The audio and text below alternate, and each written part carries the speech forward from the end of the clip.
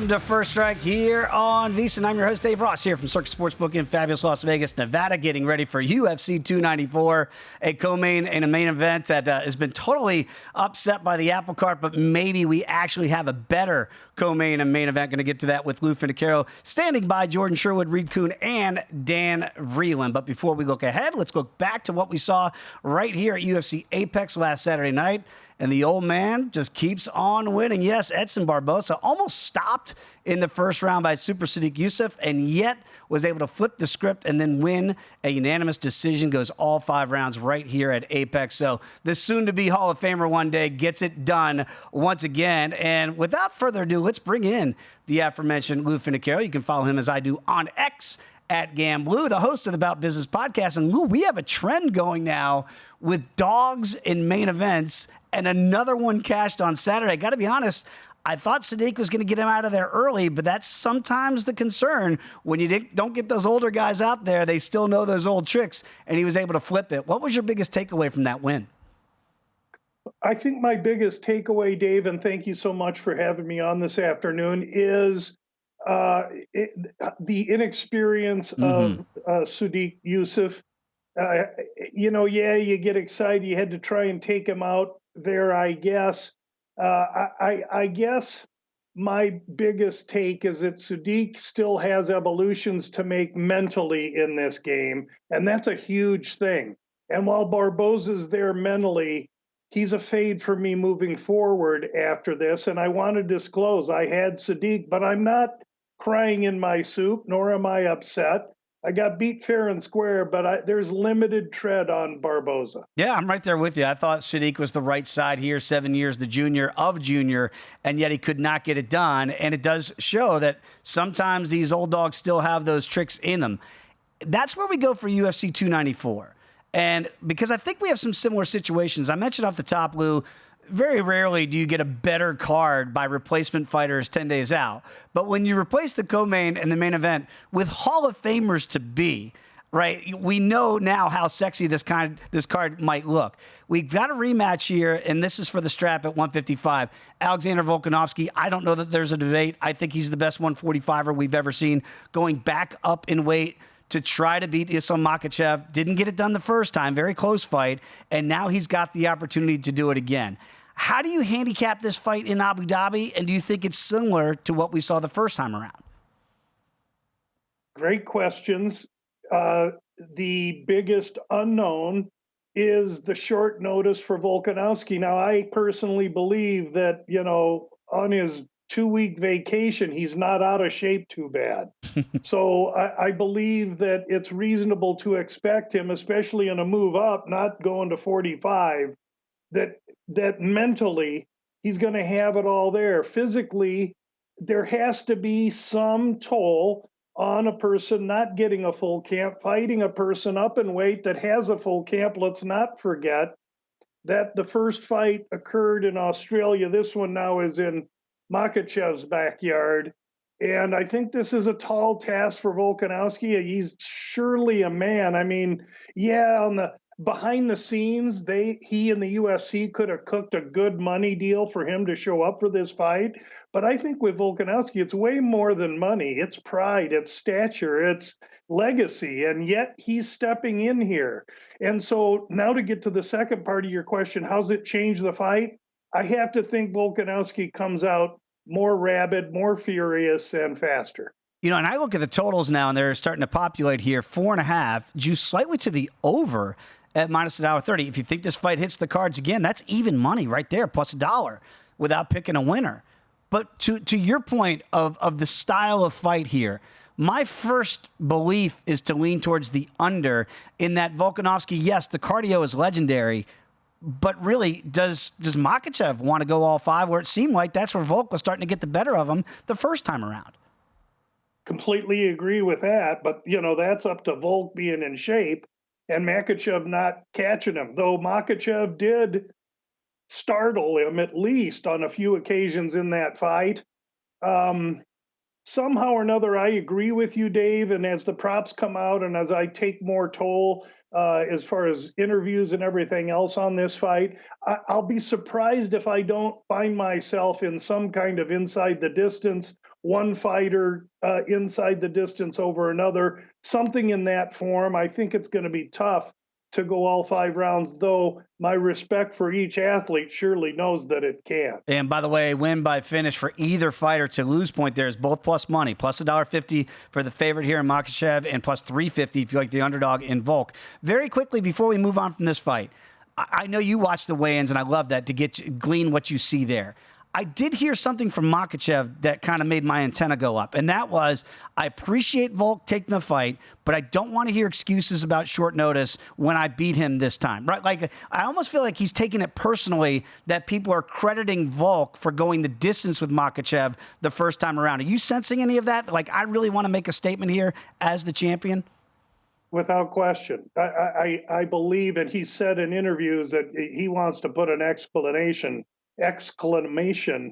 I won't try it a third time, on this fight and on his performance.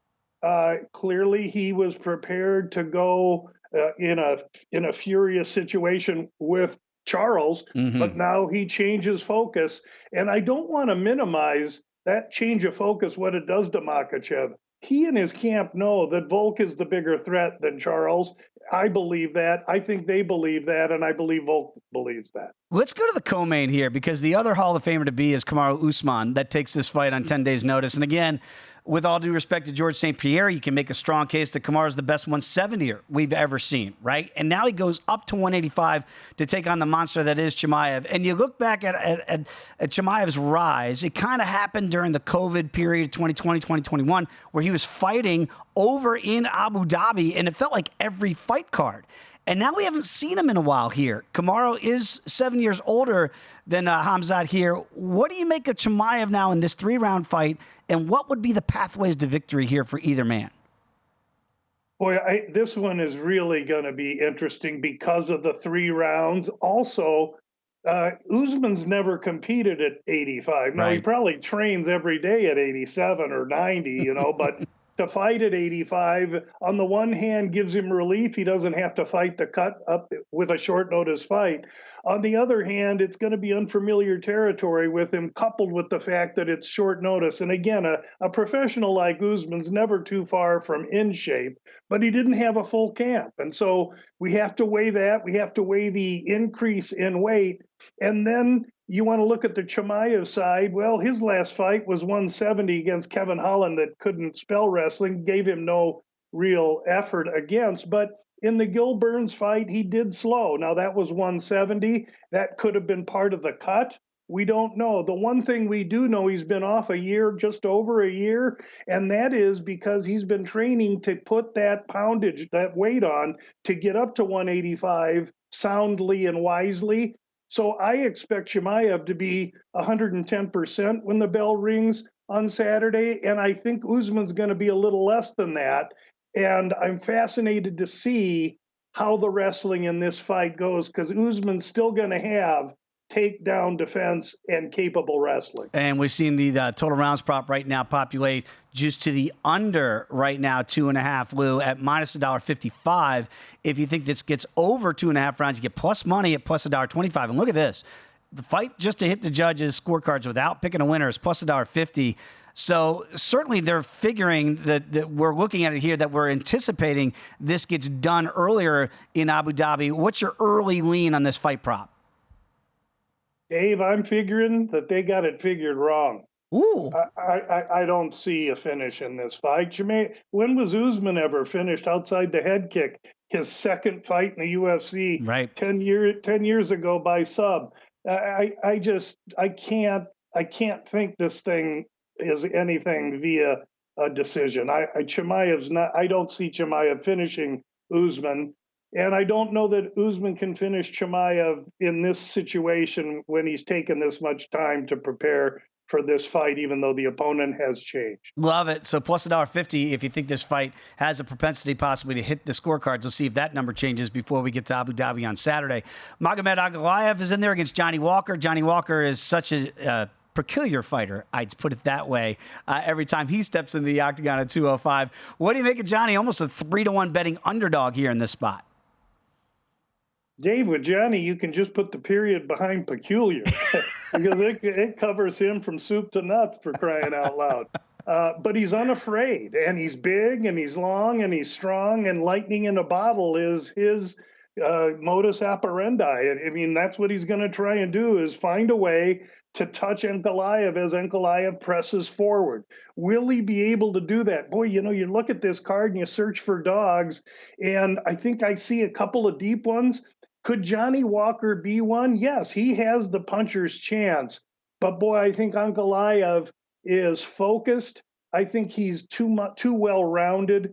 And in fact, I think I lean to Ankalaev inside the distance as opposed to Johnny Walker getting lucky and catching him. 1.5 is where this total round prop is set for a 3-round fight. So again, it is juiced to the over, 165, but certainly that's letting you know this one, again, plus $1.55, you think it goes all 3 rounds. Very quickly, got about 30 seconds, Lou. Tell the people what they get when they listen to the Bout Business podcast every Friday.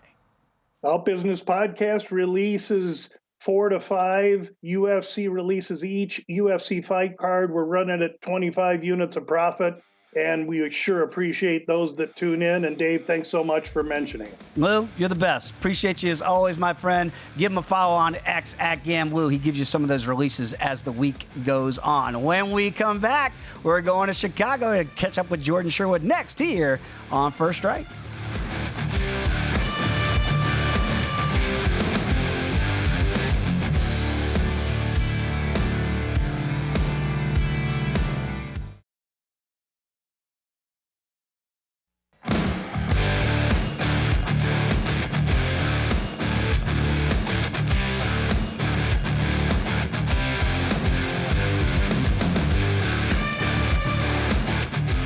DraftKings Sportsbook is giving you plenty of ways to bet the UFC. Just download the DraftKings Sportsbook app. You're going to be able to bet on more than just the main event.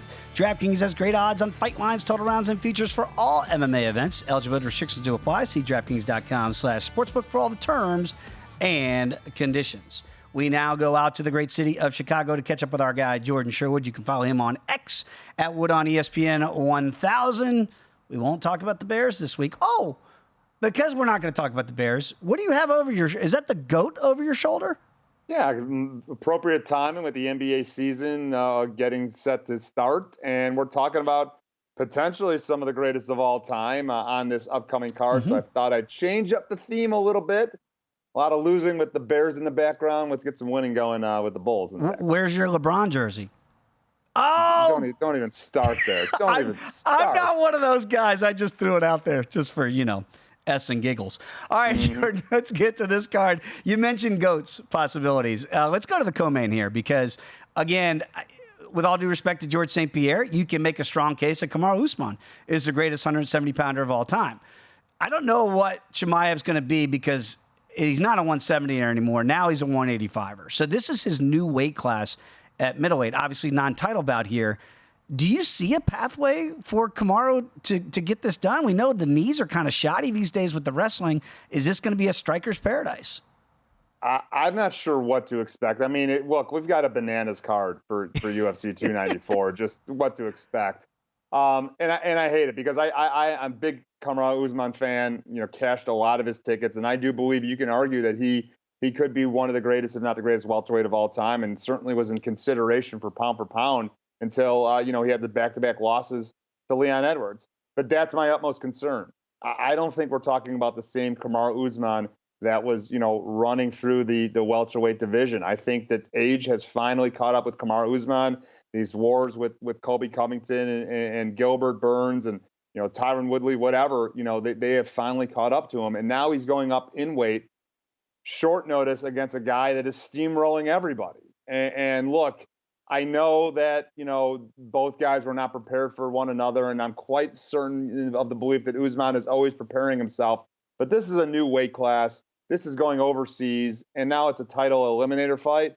So Khamzat Chimaev, I think, is unfortunately, because I'm a big Usman fan, is going to be a knife through butter in this fight. I'm expecting a pretty one-sided domination by Khamzat Chimaev over the former champion in Kamaru Usman. That's why I love the opinions we get from our experts here on the show each and every week, because I see it very similarly to you. And I worry that what is going to be the recipe for an Usman upset. The only thing I can see, Jordan, is that right hand that knocked out Jorge Masvidal. Does that carry the same power at 185? Do you look at the total rounds prop? And right now it's juiced to the over plus $1.25. Are you leaning under, obviously, for the Chimaev finish? Do you think he gets it done earlier or later? Yeah, I think that it's going to be early. I really think we're going to just see, again, a Chimaev that, probably should have got Gilbert Burns out of there in the first round, but that's a credit to Gilbert Burns and how tough he is. But, the one-shot knockout that he had over Jared Mearshart comes to mind. Mm-hmm. I just really think Usman had an opportunity to step in and, relatively, again, short notice and be right in line to fight for a championship. But I just don't think it's a good matchup for him. We know what Chimaev can do on the ground. We know the pace that he could push. And now he's got an ample opportunity with all the chaos that's going on at 185. The UFC wants him in Strickland. They do. That would be an unbelievable lead up to that title fight. And I just don't see stylistically, even if we're talking about a Kamaru Usman that's in shape, prepared, full training camp, that's going to be better somewhere than Khamzat Chimaev. I just don't see the wrestling playing a big factor. So I think it's an early stoppage victory for Khamzat Chimaev, and we're going to get a classic 185-pound title fight against him in Strickland. All right, so goat over your shoulder. Make the case for Usman, goat at 170. Is there a case for anybody else other than Alexander Volkanovski at 145? He's going to move up in weight again to 155. Gets the rematch he wants against Islam Makhachev. First of all, is Volk the best 145er, and do you give him a fighter's chance here at 155? Yeah, it's funny. Me, and Britton Hess were talking about it, prior to me coming on. And, look, I mean, you can argue, he had the victories over Max Holloway, who's the other argument at 145, and maybe it was controversial. Holloway won one, but who's got the belt and who's the guy that challenged Islam Makhachev and probably could have won the fight, arguably, the last time that they fought? And who takes a fight on short notice? I mean, I think lends credit to him being, the greatest of all time at 145. He's always ready. We know that these guys just match up, mirror images of each other, no matter the difference in weight. So I think certainly it's ripe for the upset just because of the skill set of Volkanovski, how talented he is, how game that he is. So I wouldn't hate the fact if someone's going to believe Volkanovski can pull off the upset over Makhachev, who, again, he wasn't preparing. He was preparing for Oliveria, probably a quick fight, a fight that he wants to get to the ground. Not going to be able to do that as easily as he did against Oliveira against Volkanovski. Jordan, what really surprises me, if you're looking at the Volk side, right? KO, TK, or DQ prop is plus 375. Via decision is plus 425. So the books are telling you that the more likely prospect is that Volk gets Makhachev out of there versus winning a 5-round decision. Do you see it the same way? No, I don't. I think, again, we're a classic fight, no matter the short notice nature of it, stand up. But I think also Volkanovski understands that he probably is going to have to hunt for a takedown or two to get some points, garner some favor in the judges' scorecards. And what's Makhachev going to look like if he is on his back at some point in this fight? I'm not worried about the cardio. I think, obviously, both guys can push 5 rounds. So I think the absolute play, actually, Dave, has to be on the over at 4.5. I think it's $1.25, $1.30. You can see there. So I think I think both guys just, again, classic matchup, cancel each other out everywhere. And I wouldn't be surprised if either hand is raised. Probably, I understand Makhachev being the favorite, preparing for a 5-round fight on a full camp. But Volkanovski's the greatest of all time at 45, so don't see him getting out of there so quickly. I love Johnny Walker fights because he's just chaos. It's chaos in the octagon whenever he steps in there. I don't know what to expect. I've been on the wrong side of Johnny Walker main events in the past. I always want to back him, but he's almost a 3-1 dog to Magomed Ankalaev here. Is this just Ankalaev is kind of next at the light heavyweight division and Johnny Walker's time is kind of come and gone as a true contender? Well, I think you can make the argument that Walker is a new fighter since he's been over at SBG Ireland. I mean, he's not as crazy of a fighter. He's been patient, cerebral, well-rounded. But I think this is Ankalaev's time. He's fumbled a couple of times, actually. But really the last time on Jan Blachowicz, that was a dismal fight. That's why Dana White gave the title shot to Jamal Hill and not Ankalaev after it was a split draw. But I think Ankalaev inside the distance has got to be the play. I think he's hunting for gold. He wants to solidify himself as the next in line after the Yuri Prochazka title fight that's coming up against Alex Pereira. So I think Ankalaev inside the distance. We see that chin tested of Johnny Walker, and we know that it's susceptible to a knockout. So I think Ankalaev inside the distance, or if you want to get cute, inside the distance via KO is the side that I'm going to lean for Ankalaev. Plus $1.40 for Ankalaev via KO, TKO, or DQ. For Johnny, it's 5-1. Even though he's almost 3-1 as it stands now, KO, TKO, or DQ. So this is just going to be a striker's paradise for potentially 3 rounds?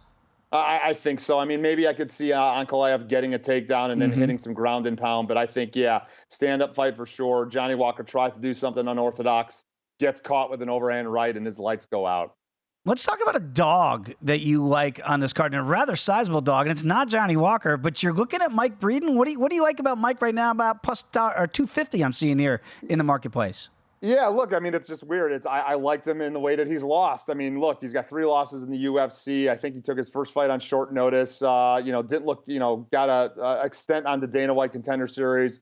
Was taken down a heck of a lot against Natan Levy his last time out, but was pushing hard in the 3rd round against a guy that in Jubal, who I didn't really think that looked great on the road to victory, the reality show overseas. And I think, he does have the wrestling in his back pocket, but I think, Breeden just survives kind of an early round and a half, and can land a haymaker and change the direction of the fight. There's a lot of, obviously, as you know, Dave, a lot of significant favorites on this fight card, top to bottom. But I think if you look at a stylistic matchup and you rely on the cardio edge, I think it might be in favor of Mike Breeden. I think it's worth a shot because Breeden's losses have been against caliber of competition, not on the same level as Jubal, much better than what he's seen. So I think it's certainly worth a flyer on a Tuesday to take a look at Mike Breeden. Got about 45 seconds to go. Tell the people what they get when they check out the unnamed MMA pod.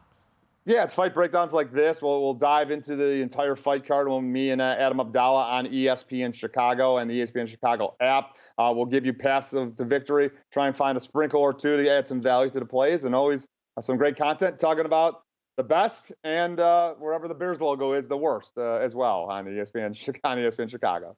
It doesn't escape me the White Sox. I should just cover that logo up here. It's been a rough year. Hey, basketball season finally upon us, Bears fans, so you don't have to talk about the Sox or the Bears. Jordan, appreciate you as always, my friend. Cash some tickets. We'll catch up again next week. Going to Washington, D.C. next to catch up with Reed Kuhn. Come on back. It's First Strike here on VSiN.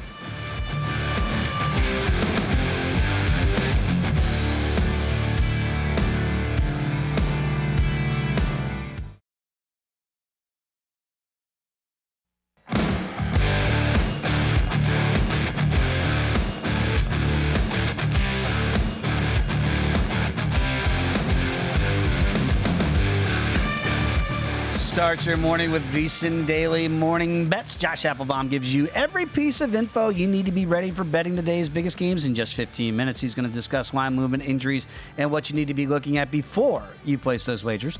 Make the VSiN Daily Morning Bets podcast part of your morning routine. Download and subscribe wherever you get said podcast. Back here in Las Vegas, always a pleasure to go back to my former stomping grounds in Washington, D.C. That's where we fired Reed Kuhn. You can follow Reed at Fightnomics. He is the author of the book of the same title. And Reed, this is always interesting because I've asked you a lot about this when you get these kind of hodgepodge cards, right? And this is what it all of a sudden becomes. We get these late changes to the co-main and the main event, but not just, anybody hopping in here in 10 days, but legends of the sport, Hall of Famers to be. How do you and your models adjust when you have fighters changing and fighters that normally fight in different weight classes now going up in weight?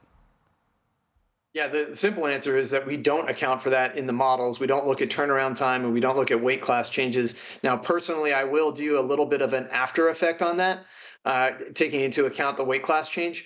But in terms of this card specifically, yes, it's a regional card. They're loading it with regional fighters.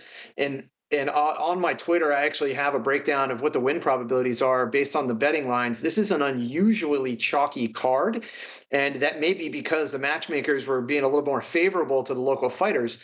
But it's not the top two fights that got the switch that made this so chalky. In both cases, the lines actually tightened up with a new opponent on short notice. So arguably, we're getting a better, more competitive main card than we had previously. So yeah, all bets are off in terms of how you assess a overall card with lots of fluctuations. We've been through this before. I've been through it in Vegas with you when we didn't even know who was fighting who a couple hours before weigh-ins.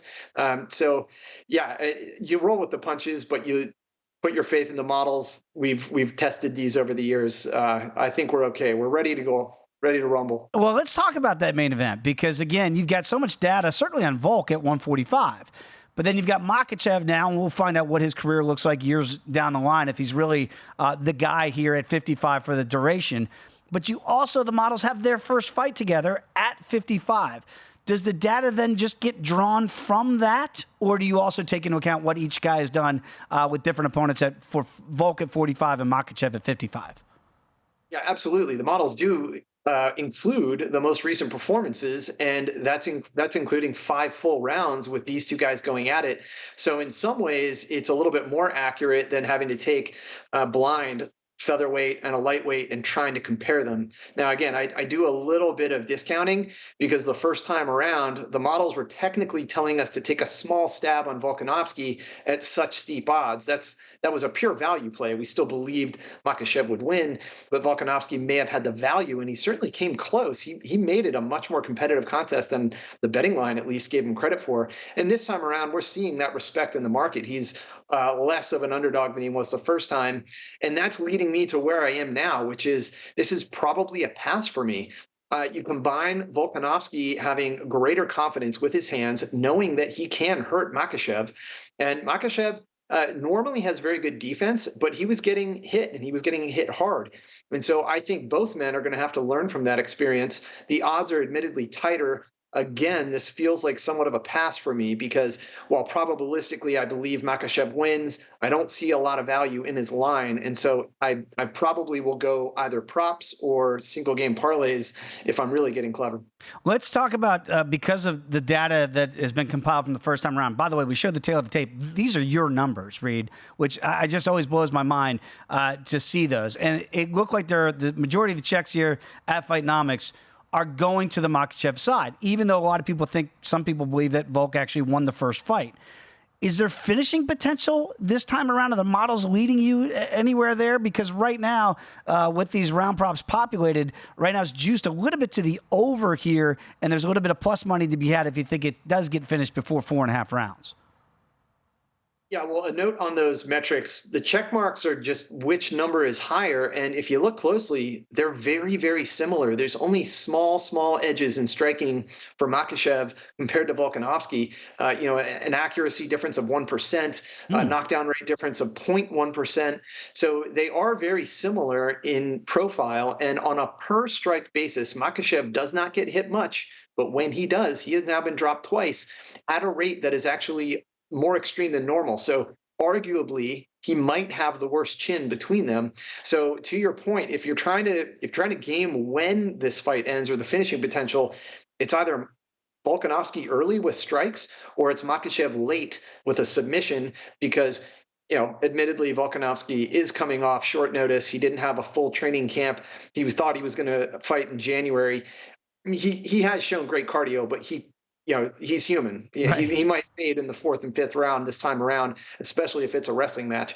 So that's why I'm trying to game this in more of a correlated parlay situation. Yeah, right now, if you think that Makhachev can get that finish that Reed's looking at there, 3-1 is the submission price here for Makhachev. All right, let's talk about the other Hall of Famer to be and how the models account for Kamaru Usman now going to make his middleweight debut. Can't believe I'm saying that in 2023 against Khamzat Chimaev. And Chimaev just couldn't make weight anymore at 170. That's been apparent. But we haven't seen Chimaev in over a year now, Reed. And again, you look at Chimaev and the way he burst onto the scene, and maybe the data points weren't there. He's fighting every other week, and all of a sudden now I'm sure he's compiled enough. How do you, again, you're going to ignore the fact that Usman's going up from 170, but what are the models showing you here in this 3-round fight between Usman and Chimaev at 185? Yeah, this is, I think, the more interesting fight on the main card. I actually like this matchup because finally we're going to see Chimaev tested by a dual threat fighter. Usman has good striking. He also has elite wrestling. Now, the Gilbert Burns fight, arguably, he had a similar profile. He's a good grappler, but not really a wrestler grappler. He's more of a submission artist. And his striking was a little more wild, but very dangerous. Now, this is going to be a more technical striker in Usman, a more technical wrestler offensively in Usman. And so I actually think this is going to be by far Chimaev's toughest test. And if Burns was able to get 1 round out of 3 against Chimaev, Usman has a shot here of winning 2 out of 3 rounds. And I also think he has a shot at landing a big punch. Again, probabilistically, I think Chimaev wins. But on this one, I do see a little bit of value on the underdog. Weight classes notwithstanding, it's the defensive striking metric for Chimaev that is a glaring hole.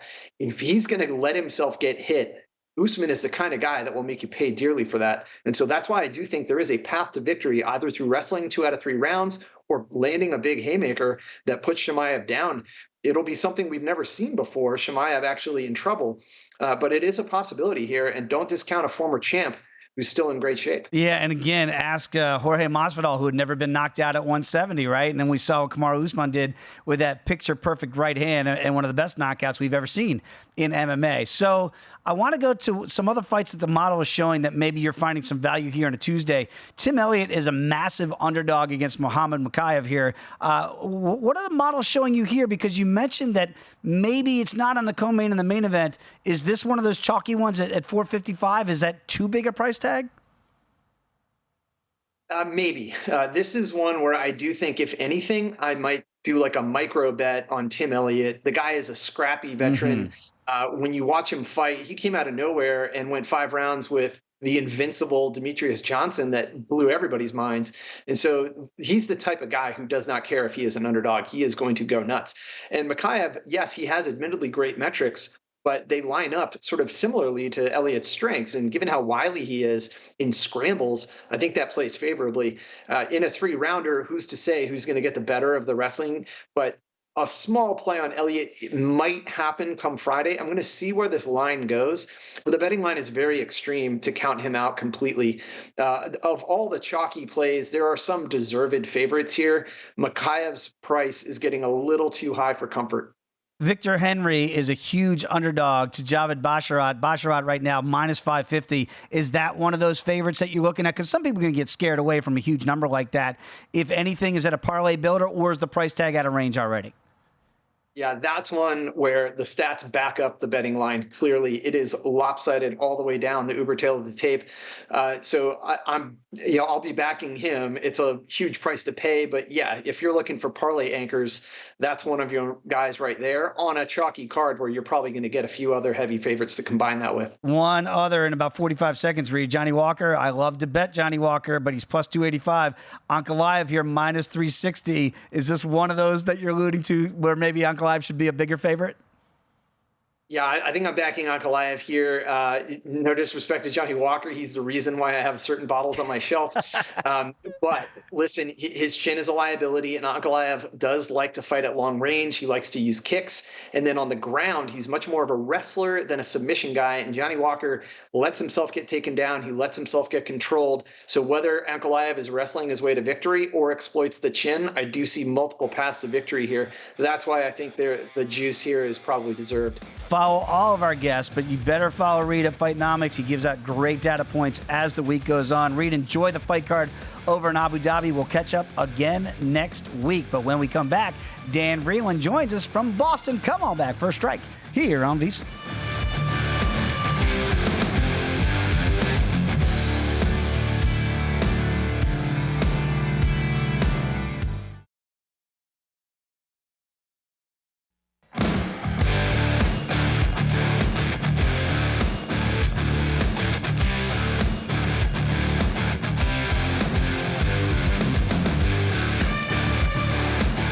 Continuing our preview of UFC 294, we ship up to Boston right now with Dan Vreeland. You can follow him on X at Gumby Vreeland, as I do. Dan, tell the people where else they can get all of your fine work that you do across the MMA spaces. Well, so on the Sports Gambling Podcast Network, you can catch my writing there, sportsgamblingpodcast.com. And I'm the host of the MMA Gambling Podcast on that network. And then also I have the Top Turtle MMA Podcast on Cage Side Press, which I also write for. And we do a couple of interviews with fighters. Or this week, we got Chris Lieben talking about judging and refereeing on this week. So, yeah, always good stuff like that. Well, wait a minute. Before I ask you which fight you can't wait to watch and which one you can't wait to wager, what did the Crippler tell you about that? Because that's fascinating. We talk so much about fights going to the cards, and we got to try to, assimilate the judging. And what was the insight you got from that conversation? So he talked a lot about how the California Commission regularly has talks with their judges about how to refine the criteria and use better words, and also how judges go backstage and talk about rounds they didn't agree on immediately after the fight. So it was a lot of cool insight like that. Wow, that is. I can't wait to listen to that now. You got me sold, Dan. Cannot wait. But that is paramount. I'm glad to know that judges actually discuss that amongst themselves after the fight. It doesn't need to be for us in the media or in the gambling spaces here, but they need to have those conversations. So hopefully we get more uniform refereeing. But yeah, the Crippler in there as a ref. That's pretty amazing. All right, let's get to it, Dan. Which fight? And I guess I'm going to know the answers, but I want to see where you're going. The fight you cannot wait to watch, and the one that right now you can't wait to wager on. So the one I can't wait to watch, and I think this is going to throw everybody for a loop, Tim Elliott versus Muhammad Mokaev. Whoa. I think the scrambles in this match are going to be one of the most insane things you've ever seen in your life. I think Tim Elliott is way too live to be at plus 350. I'm not sure I'm jumping on that number because, gun to my head, I'm still probably picking Mokaev if, I needed a winner here. But at the end of the day, Elliott is good at scrambling. Mokaev has found himself in some really peculiar situations in grappling. We saw it in the Jafel Filo fight. He was in some bad positions against Malcolm Gordon. You could certainly see Tim Elliott catching him with something there, too, if you wanted to get crazy and pick, Elliott by submission. I'm seeing it at 12-1 there. The guy's great at snatching up submissions too. So I love his scrambling. I think that one's super fun. The one I can't wait to bet on, I really do like the number on Abu Zayatar right now as an underdog against Cedricus Dumas. I think Dumas is getting way too much credit for beating Cody Brundage, which, is a win that I don't even know if it aged that well. And on top of that, Brundage looked fine fighting him, except for he just jumped 35 guillotines. And he actually joked with me afterwards, maybe I ought to stop jumping guillotines. And I was like, yeah, maybe. And if he didn't against Dumas, I think he'd beat him. So now to see Dumas at almost a 2-1 favorite here against Zayatar, who hits like a truck and would have been, would be 2-0 in the UFC if he didn't run out of gas. I think that's a mistake. I'm all over Zayatar. I love it. Live dogs early in the prelim, and I wonder on the very first fight of the night if you see that possibly we've got a live dog with Magomedov against Bruno Silva here. And right now, Shara is minus 265. I'm seeing Bruno on the comeback is plus 215. Are we live as a dog, or are you back in the fave? No, I'm back in the fave, and I think this favorite is underpriced. Ooh. This card is filled with negative 600, negative 450s, negative 550s, and now we've got a guy who's negative 250 or 260 right now who should be negative 300, 400, 500 because he is an absolute spark plug when he's striking. He is incredible. Flying knees, spinning back fist. He is so damn fast, and he's up against the guy who's going to oblige him in a striking matchup. God bless the matchmakers for giving him a guy who doesn't want to grapple him here, because I think it's a mistake that any striker go into a fight and not at least attempt one takedown on Magomedov here, because this guy loves to bang and he's getting a guy in Silva who's going to do it. Silva, I think, just a touch slower. We saw him against Brendan Allen. Brendan Allen, not a guy we think of as being like a speedy boxer. Brendan Allen got to him on the feet. So if Brendan Allen can get to him on the feet, I'm loving Magomedov in this spot. He is not a big enough favorite in this fight. Wow, and I love it because I was going, wow, really? Because Bruno Silva, we know the striking, it's there, but you're like, oh, this is not the right guy to spark plug with. This is going to be a very quick fight. It feels like somebody's going out. That is for sure. When I look at Trevor Peek and this number, Dan, whoa, is it getting out of hand all of a sudden? Because I believe when the fight actually came out, you can make a case. I think Muhammad Yahya was a small favorite. And now not only is it Peak the favorite, I'm seeing up north of $1.60. So this line is starting to become a runaway freight train. Is the right guy still favored here in Trevor? I actually think the right guy is favored, but I will say you're right. This line's kind of gotten away. It was plus 120 early in the week when I saw it for Peak. And I was like, man, that's a nice line because I do like Trevor Peek in this fight. And one of the reasons I like Trevor Peek is that he's more of a counter striker than anything else. And I don't think that plays particularly well against Peak. Peak's the type of guy who brings a fight to you. I've seen Yaya, particularly in his last fight, he backed up a lot. He wound up with his back against the cage. Something you just can't do against Trevor Peak. Now, he does have good counters. I watched him drop his last opponent, but not a ton of finishing ability either.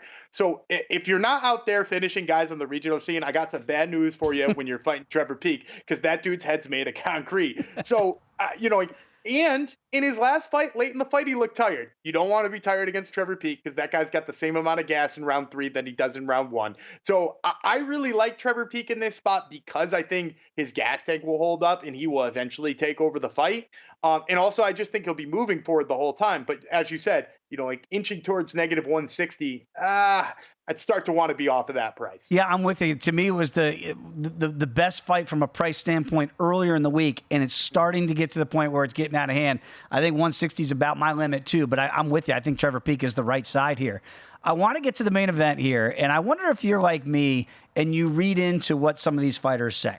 So Makhachev against Volkanovski here in the rematch for Volk, going back up from 45 to 55 to challenge Islam for his 155-pound crown. I'll do a bad impression of Islam Makhachev when he basically said, "Thank you for saving the guard, but I want no excuses when I break you." That's my Drago from Rocky IV. But that's what I feel like I'm getting from Makhachev this time around. It's like, dude, I appreciate you saving the main card and the main event, but I don't want to hear excuses from you when I beat you. Is that fair? Or do you say, hey, guy's still taking the fight on 10 days, and he's still moving up in weight to your weight class, so there are built-in excuses for Alexander the Great? I don't think we're going to need a built-in excuse, because I like Volkanovski in this fight. I'm probably one of the only ones out there taking him. But look, it was a razor-close fight the first time. I actually thought Volkanovski edged it out the first time. And in addition to that, yes, there's the short notice piece of it. But imagine there's a fight that was essentially a coin flip last time we watched it, and now you're getting him at plus 200. Like, the value is obviously on Volkanovski. And in addition to that, if you're telling me one of these guys suddenly has a new wrinkle in their game that could change something about it, Makhachev's not a guy out there like developing something really wild suddenly. He's not going to come out here and throw a spinning back kick. He's not going to come out here and be 8 times the boxer he was last time. We mostly know what he is. Whereas Volkanovski's got a little bit of that GSP in him, where like suddenly GSP had a jab that busted Josh Koscheck's eyelid, all that time ago. Volkanovski is the type of guy who like develops skills like that, and all of a sudden you're like, man, he's throwing that now. Man, he's doing this now. I mean, we saw it with the escapes on the takedowns and the sprawls on the takedowns last time against Makhachev. It's just a different piece of him. And so I think he's been planning for this fight since he lost the last one. So anybody who says he's not prepared or hasn't been thinking about Makhachev all this time, I think you're crazy. And the fact that I can get 2-1 on him, and essentially a fight that I think is a coin flip, that to me is a no-brainer. In the co-main event now, when you look at Kamaru Usman going to make his middleweight debut, I'm a problem. And then you get Chimaev as, I am #1 fighter. So now you get these two guys that if they had fought 2 years ago at 170, it might have been the greatest fight we've ever seen. And now they're going to fight at Chimaev's new weight at 185 because he just can't make 170, right? So potentially 3-round fight here. What do you make of it? And are we live again with another dog? I'm going to be the crazy one twice in a row. I'm also going to take Usman in this fight. Wow. And listen, here's the deal. Yes, we're going to talk about Usman on short notice, but at the same time, we can talk about Khamzat Chimaev not having fought in, 2 years now? Right. We haven't seen him in forever. So to me, those two are a moot point. Then you take Khamzat Chimaev, who stood 15 minutes in front of Gilbert Burns and had trouble boxing with him, right? He had no interest in going to the ground, seemingly probably couldn't go to the ground at certain points of that fight. And there were lots of times Gilbert Burns was getting the better half of that fight. Then look at the boxing of the Kamaru Usman versus Gilbert Burns fight. He dropped him, he put him away, and he did so quick. And for me, I think people are sleeping on what a good boxer Kamaru Usman is because he got beat twice by Leon Edwards. Yeah, Leon Edwards is a better boxer than him, but I don't think anybody out there is thinking truly that Khamzat is a better boxer. Now, does he have the power to put him away? Absolutely. I think we always have to be aware of that. We have to be worried about that. But if you're asking me if this goes 15 hard minutes, who I think is going to outbox the other one, I think it's going to be Usman. Wow. So you're telling me we're going to live in a world in possibly the end of 2023 or 2024 where it's Kamaru Usman against Sean Strickland for the middleweight championship of the world? 2. Remember, that's a rematch because that happened down at $170. And yeah, what a wild rematch that would be. And hey, we have seen a lot of weird things in MMA over the last year. This last year has been wild. Crazy. To me, that wouldn't even be the top. Yeah, right. Of the craziest things we've seen. Dan, appreciate you as always, my friend. Give him a follow at Gumby Vreeland. Great follow as well. So for Dan Vreeland, Reed Kuhn, Jordan Sherwood, Lou Finocchiaro, and Britton Hess, Rob Moreno, great job behind the glass, gentlemen. Thank you very much. Cash some tickets. We'll see you next week right here for Strike on VSiN.